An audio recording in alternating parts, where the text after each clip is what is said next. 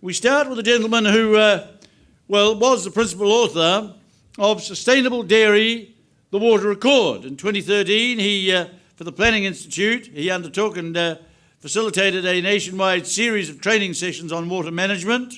He's director of Focus, an environmental policy advice consultancy that provides advice on biodiversity and agriculture, although for the past 5 years it has focused principally on water policy, providing advice to a range of councils, regional, district and city, and the government, central government as well. Huge welcome for our first presenter. Use your devices at full volume, Gerard Willis.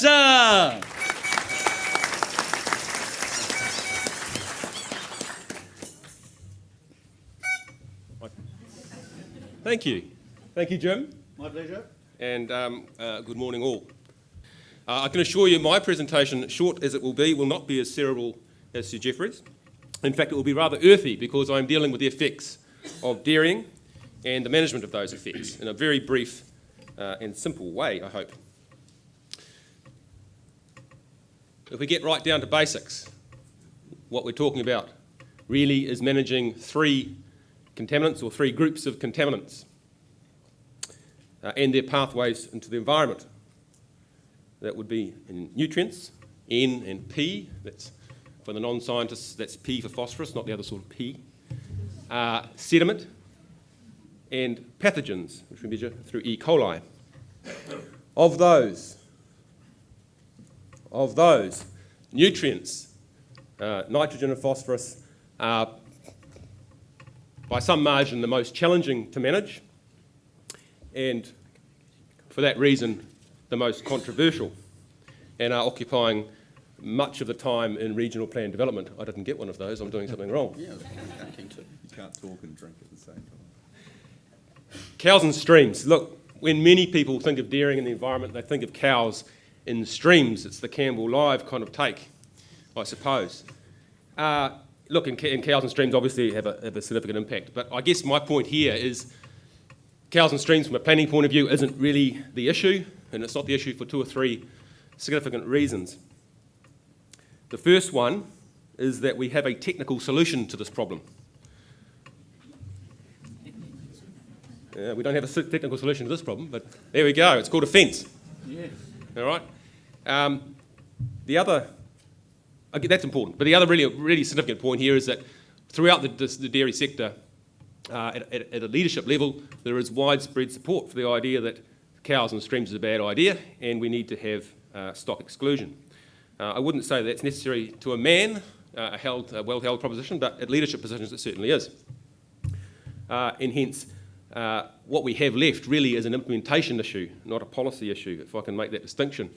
And yes, there is some implementation to go, and I'll leave it to Ontario to talk about the latest initiative that they've got to accelerate stock exclusion.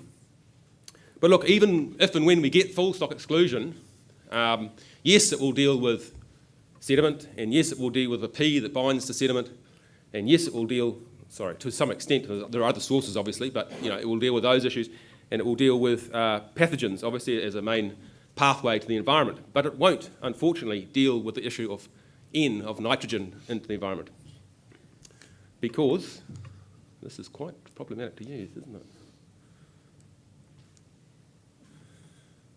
I can assure you, there we go. Oh, now I've gone back. There we go.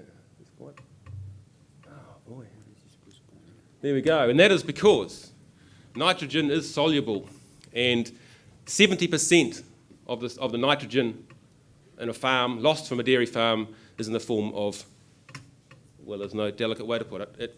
It's cow urine, and urine patches in a pasture are the significant risk we've got here. So urine, obviously, the nitrogen in it gets below the root zone of the pasture, potentially into groundwater and potentially into surface water. And as you can imagine, trying to control when cows do that is quite a challenging thing to write into a plan. So that's fundamentally the problem we have. And why is nitrogen a problem? Well, I will leave this on to the scientists, except to say that there's really two issues. One is about nitrate toxicity, so when nitrate levels get high enough to be toxic, either to aquatic organisms or really high, 10.3 milligrams per litre, you're into the beyond the drinking quality standard. But even below that level, significantly below that level, there is often a desire to manage nitrogen, to limit nitrogen because of its contribution or potential contribution to that issue, which of course is periphyton, or to you and me, slime. That is a problem that can occur from nitrogen, just like when you put it on your lawn, when you put it in the river. Other things being equal, or at least other things will influence whether that actually occurs, but that is one major risk. Okay, so what are we doing about that? Well, the response basically has been a range of plans. I've only got 5 up there. I think there's probably a couple more than that around the country. Regional plans, regional plan changes, variations, etc., etc. I guess the one distinguishing feature of these things is that they are all different from each other, and they all tackle this issue in different ways, and that's probably to be expected, given that we're in a new and emerging area, and it will take some time before best practice, if it does occur, sort of cements itself. But I can show you that if you were to put that on a map, it would look a bit like that, which might surprise some people, the extent to which we have limits and rules already in place from central North Island, pretty much now down to the bottom of the south. There looks to be 3 shades of green, but if you pretend there's only 2, the darker one indicates where we've got rules or limits that apply both to an existing dairy farm, so the dairy farms that were in place when the rules came in, and to any subsequent change of land use conversion to dairy. The lighter shade of green is simply where the rules are controlling land use change, but not necessarily controlling dairy farms that existed prior to the rule coming in, so if I can make that distinction. I guess the other thing just to take note from here is that a lot of these limits, they're in plans, but they're not yet taking place. There's a bit of a glide path, if you like, for transition for farmers so that they can adjust and hopefully manage the cost implication a lot better. I won't go through each of those, but it gives you a bit of an idea of the fact that we're quite well through this, which is interesting when you think where government policy is somewhat lagging a little bit behind where regional councils are going, I suspect. Overview of limits. Look, when I talk about limits, what am I talking about in terms of where those plans are? Well, there's a range of different limits, and I'll just whip through them pretty quickly. Obviously, we can have... This is very inconsistent. Sorry about this. You're going to have to allow me more minutes for my 20. We go. So we can have concentration limits actually in the stream, which can act in a policy context for consents, but they can also act as a trigger and do in some plans. So when a concentration level is reached in the stream, in the water column, permitted activities will cease to be permitted activities, for example. You can multiply that effectively by the flow and get yourself a in-stream load limit. We have those, and for example in Huranui plan we have an in-stream load limit expressed in tonnes, or tonnes per year, of nitrate or nitrogen or phosphorus. I guess the one that's talked about a lot is the kilograms of nitrogen per hectare per year, sort of on a property basis, which is not something that is easily measured unless you've got a truckload of money. So it's modelled, and that raises a whole other set of issues, which I won't get into, about the use of overseer, which is a modelling tool in a regulatory context, but that's been, I guess, somewhat controversial, but it's, I guess, settled down to some extent. You can also have a catchment load limit, which is the sum total of everything that's leached on the land. And if you're in Otago, sorry, I had to mention that, Matt, you can have a discharge limit as well, which is a discharge limit on the actual discharge coming out of a drain through a property, or a tile drain or surface water drain into a natural water body. So here we have different sorts of limits that can and are being applied in different ways. In theory, they can and should relate to one another in a logical way. It doesn't always necessarily follow, but that's the theory. They're used, as I say, some plans use one, some use more than one, and different combinations for trying to achieve slightly different things. Okay, so what does all that mean in terms of what a dairy farm has to do, and how does that transpire in terms of an effect on a farm? Well, I like to put things in boxes. It helps me understand them, and so I've created this little model so I can explain to you at least the way I see it.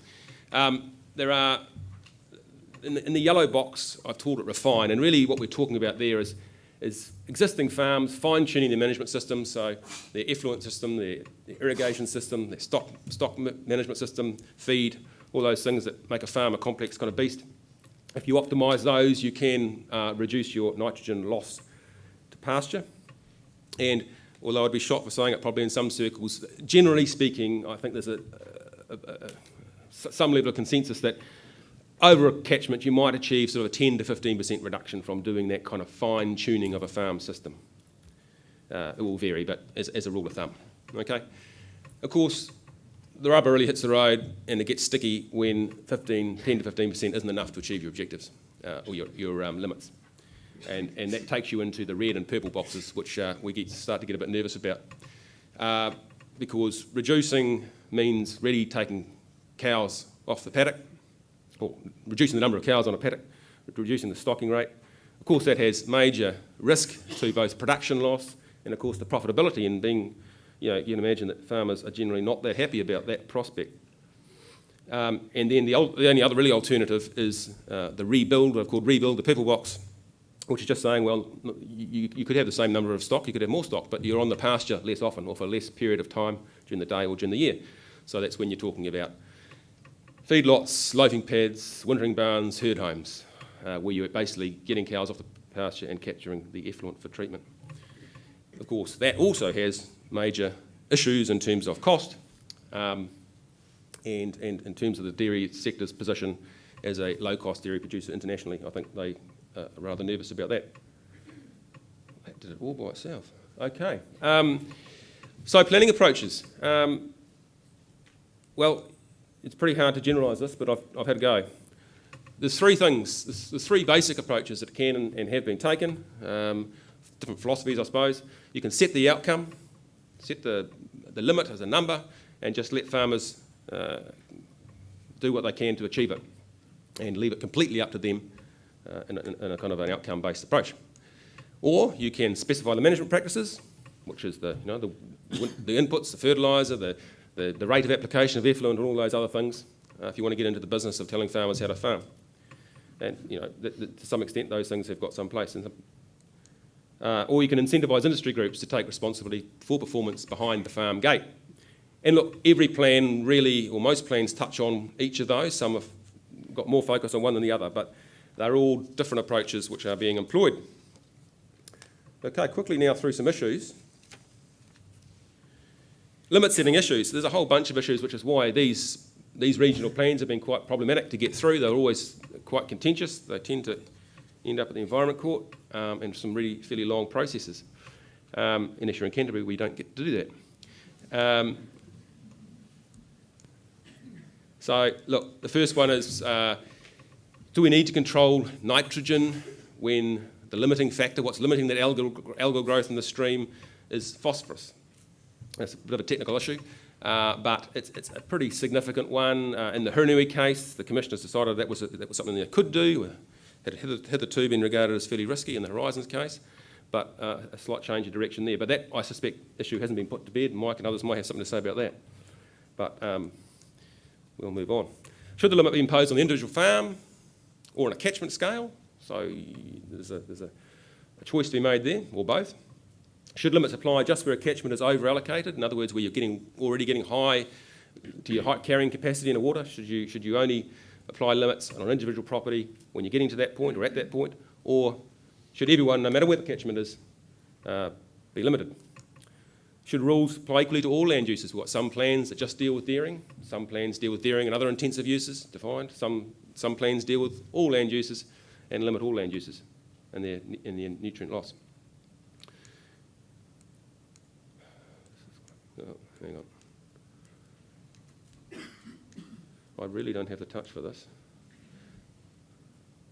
Okay, we'll leave that last one. I can't get back to it. Oh, it is here. Well done. Thank you. I thought I'd move forward. To what extent should... well, I'm glad we didn't miss this one, because this is a significant one. To what extent should social and economic costs influence the setting of limits? And I suppose really that is the heart of it. I guess it gets back to what Sir Geoffrey was talking about earlier as well. It is where you have to move from the grand philosophy to the reality of planning, and that at the end of the day, a limit setting process will be technically driven, but also to some extent social and economic factors will be in there. And it's a question of how much they're in there and how you do that, which is key. 15 minutes. Thank you. My pleasure. Okay, a few allocation issues in the last 5 minutes before Jim hoots me. I really wish this would... There you go, more do two at a time. Should a farm scale limit be based on what a good farm is? So when we're talking about setting limits for a farm, is it just what a good farm should be able to produce, or do we take a rigorous approach looking at a share of an overall catchment maximum that's allowed? And if it is on that basis, how on earth do you make that allocation? How do you decide how much a farm should get versus another farm down the road in terms of its allocation? Well, and then of course, as you do that, do you take into account things like the natural capital of land, as the Horizons Plan did? You know, give more to high quality land, less to lower quality land. Do we take into account the fact that some soils are going to leak and leach a hell of a lot, no matter what you do on that farm? And similarly with rainfall, if you've got a rainfall area, you're going to leach a lot no matter what you do on the farm. Do you take these things into account? Do you look at different farm systems? Do you give more to potato growing because you know that potatoes are going to leach an awful lot more than dairy? How do you do all this stuff and do distinguish between new and old? Look, I'm not going to talk much about this. This was discussed yesterday. Collaboration, of course, I guess is being seen as by the people in the sector as an opportunity to make sure that those social and economic costs are seen and recognised and understood by all players in the limit setting process. So that's where that sits for us. The NOF, I think, is a really important thing. The diagram there I won't go through. It's pretty jolly complicated when you really get into it. But at the end of the day, I think the value of NOF really is to try and create a consistent architecture and use of terms across plans at the moment. An unbelievable amount of unproductive debate goes on to deciding what's a value, what's an objective, what's a limit, what's a standard, what's a target, and every plan sort of does them differently and mixes it up, and I reckon probably 50% of the court and mediation time can be taken with those fairly unproductive debates. I'm hopeful that the NOF might help sort that. I just shook that and it worked. Summary. That is amazing. Farm scale nitrogen loss per hectare limits. As I said, that's become commonplace. We are getting plans with significant transitions. So between 1 and 8 years, often, before these limits actually kick in and start applying.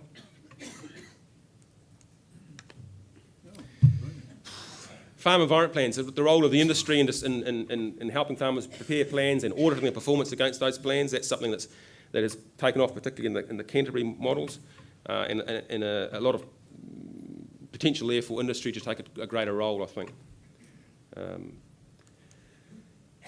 Land use is being controlled. This is really interesting. Councils are using now routinely their land use Section 9 control functions, not just discharges at the next year in Kent and Otago, which has taken a slightly different take. But I mean, it wasn't that long ago where regional councils really didn't use their Section 9 functions to control land use, but they certainly are now.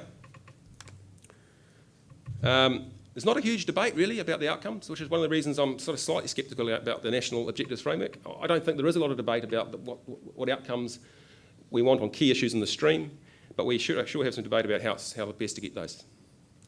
And really fierce debate, I haven't got time to talk about this, but fierce debate about whether some deterioration in the status quo in some areas is acceptable and under what conditions. You've got 2 minutes, Gerard. Have I? Yes, if you do want to talk about that, I can talk about it for a couple of minutes then. 120 seconds.